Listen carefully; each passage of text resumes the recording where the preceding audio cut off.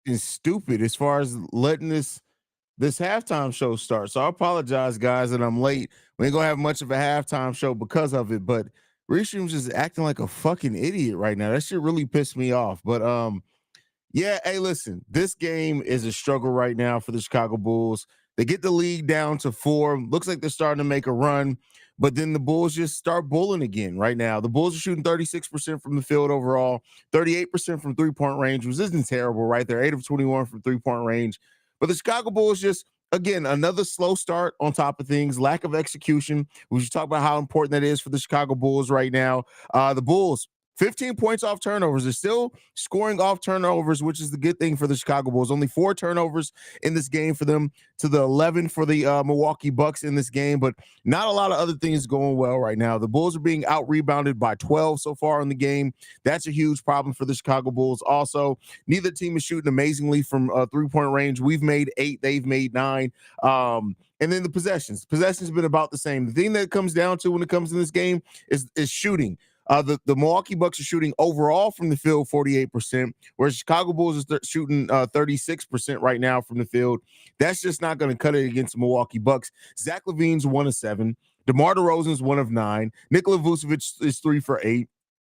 It's a lot of questionable shots right now. Ayo Dosunmu's still looking really good off the bench. Patrick Williams is 3 for 4 coming off the bench with 2 rebounds, 2 steals from Patrick Williams, and 8 points. So shout out to him on that one. Maybe he watched my video earlier today. But things aren't really – the Bulls just aren't executing well. They're not executing well at all, and they got to get their shit together if they want to be able to get back in this game. Shay said Patrick Williams is being aggressive this game. I guess he's telling y'all to kiss his ass. Listen, if I got to make a video about Patrick Williams before every game for him to play like this, best believe I will. I have no problems about that at all.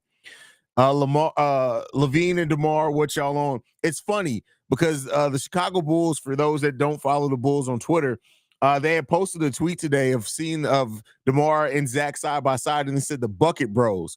And can't nobody get a bucket. They're a collective like 2 of 18 in this game so far. That ain't gonna cut it at all. Ain't gonna cut it. Billy Donovan really has to take DeMar out when he is cold. If you can do it with Zach LaVine and Vooch, then, when they're cold, you should do it with him as well. Listen, well, he hasn't really done it since Zach and him got into that tisk, but I agree with you. Definitely agree with you. The hell is wrong with Zach and DeMar? Long sleeve P. Will look better than them right now. P. Will, hey, listen, P. Will absolutely does look better than them. And that's why I said P. Will got to show me. One game ain't going to cut it. We need to see more of it.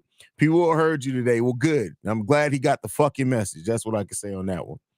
El Trapo's in the building, says those refs are a good 6-man for the Bucks. Best offseason signing. That's funny. But no, the Bulls, here's what I'll say as well. If you look at it, the Bulls have had 9 fouls. The Milwaukee Bucks have had 10 called against them. So I know it feels like a discrepancy, but it really isn't. Quentin from Let's Talk Bulls says, after the last few games, it's clear that the starting lineup is not working well together. They just don't play with any heart unless they're down 15. And that's crazy. That's crazy. This is bad, and that move Giannis pulled on P. Well, listen, Giannis is one of the best in the world of basketball right now for a reason. Of course, when the mid-three are together on the floor at the same time, the Bucks go on a 10-0 run. Just like that, they always come out with a slow start. They really have to make changes to the starting roster. No, we've talked. Melvin is, I love you, but you always pick a narrative, and it could be anything. And you look at it wasn't the starting lineup at the end of the quarter when they went out on that run. So it's more than that. Like change, you don't want to just keep changing your starting lineup. You've already made one change to the starting lineup. You don't want to pull Kobe. Then you're not going to pull DeMar, Zach, or Vooch. You're just not going to. So they just need to execute better. Now, I will say this. When they're not executing in the game, sit their ass down, but you're not going to change your starting lineup between every game. The Chicago Bulls are trading Zach LaVine to the local 7-Eleven for 2 second-round mustard packs. It's not. Come on now. That's a bit of an exaggeration. Joe the Blacksmith says, I don't care who goes, but 2 of the big 3 need to be traded. Their chemistry sucks. I don't even think it's 2 of the 3. I just think you need to trade 1 of the 3. Well, if you trade the right one, right? And by that, I mean, I'm not saying that this is the right one that you just need to trade overall, but moving DeMar would change quite a bit. And we've seen Zach and Vooch work better together. So I think it depends on, who you're moving and what you're bringing in with the one that you're moving. But I won't say they necessarily need to move 2 out of the 3, but we'll see. The team looked their best when Zach and DeMar were on the bench. Yes, this game they can't hit shit. They can't hit shit. So they got to get their shit together. Definitely got to get their shit together. Zach and DeMar are combined 12.5% at the half. Let's hope that they're going to play and shoot the ball much better than that. Much better. P. Will was in the locker room pregame watching the live. That may be. Bro, I know I'm old and might be outdated, but this team would fit perfectly running the triangle offense with Vooch passing ability. I wish we would take advantage of that more. The triangle, you would have to run a modified triangle in the modern day NBA. The triangle as it was ran back in the day wouldn't work really in the modern day NBA, but you definitely got to get shit together. The Bulls guards and forwards do not block out the nearest players when the shot goes up. They also get confused when they start switching on defense and leave guys open. We run a very switchable defense, right? For players that, again, don't necessarily play best in switchable situations. So it sucks, man. It sucks where this Bulls team is and where some of the issues are coming from with this team, mainly because it's not just going to fix itself, right? That's the thing that sucks about all this. Like, I know some people saying, and I agree, like maybe with better coaching, you can get better out of it without really making wholesale changes to everything. But the further this goes on, the further and further you get away from this being able to be salvageable, and you really got to change some stuff. You really got to change something.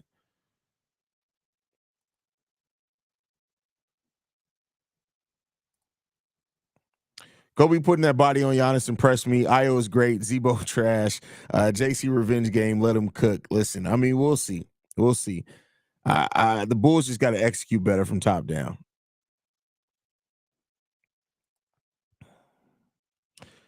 Giannis hitting that fade three sums up the Bulls game this year in a nutshell. Yeah, I mean, to a degree. Definitely to a degree. People forget that Zach LaVine and Nikola Vucevic was doing pretty well before DeMar DeRozan even came. The reason why I fell apart was because Zach got COVID-19. Yeah, we talked about that a little bit before, that the Bulls were on pace to make the playoffs that season, and they didn't because Zach LaVine missed, like, what was it, like the last 12 games with COVID, something like that?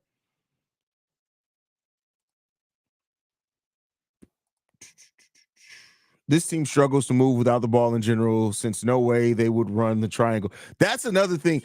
The inability to move without the ball on this team for an NBA team is bananas.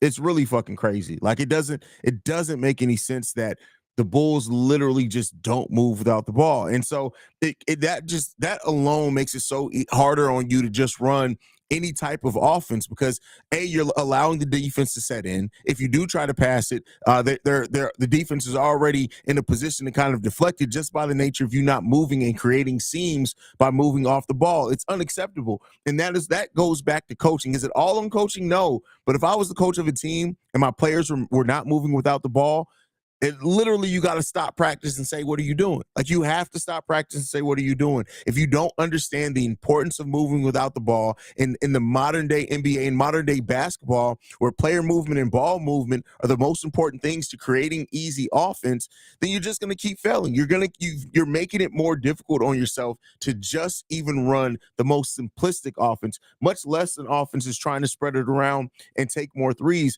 Like I've said before, the Bulls don't generate the easy shots just by not doing that alone. So that's a huge thing as well. The lack of off-ball movement combined with the bad three-point shooting percentage lets other teams sag defenders and clog the lanes to Vooch every damn time. Every game they move without the ball, we play well, so much better. Yeah, and especially if you want to be able to be one of those teams that operate from the inside out, moving without the ball again, pivoting around your big man, having your big man be the focal point, whereas you're moving out on the perimeter and in the mid-range on other things, pin downs, things like that. It's a simple goddamn game. And the fact that the Bulls don't do it, again, to me, Billy Donovan got to get the hell up out of there, but we'll see.